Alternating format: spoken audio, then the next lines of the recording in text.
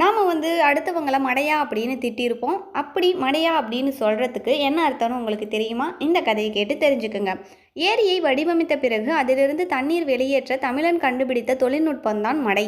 மடைகளை அமைக்க முதல்ல பனைமரங்கள் பயன்படுத்தப்பட்டுச்சு. உறுதியான பனைமரங்களை தேர்ந்தெடுத்து அதன் உள்தண்டை நீக்கிவிட்டு அதனை ஏரியின் அடியாழத்தில் பதித்து அதன் உள் ஓட்டையில் கோரை, நாணல், களிமண் கலந்து அடைத்து விடுவார்கள். வெள்ள காலங்களில் மடைகளை திறப்பதற்கு என்று ஆட்கள் இருப்பார்கள். உயிரை பணயம் வைத்து நீருக்குள் மூழ்கி செய்யும் சாகச பணி தான் இந்த மடையை திறக்கிறது. அந்த நபர் மூச்சடக்கி நீரில் மூழ்கி அடியாழத்தில் இருக்கும் மடையின் அடைப்பை திறந்து விடுவார்.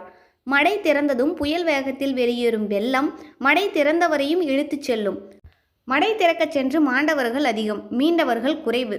இவர்கள்தான் மடையர்கள் என அழைக்கப்பட்டார்கள். இப்போ சொல்லுங்க, மடையா அப்படின்னா என்ன அர்த்தம்னு உங்களுக்கு தெரிஞ்சிருக்கும்னு நினைக்கிறேன். இந்த மாதிரி நிறைய கதைகளை தெரிஞ்சுக்க நம்ம சேனலை சப்ஸ்கிரைப்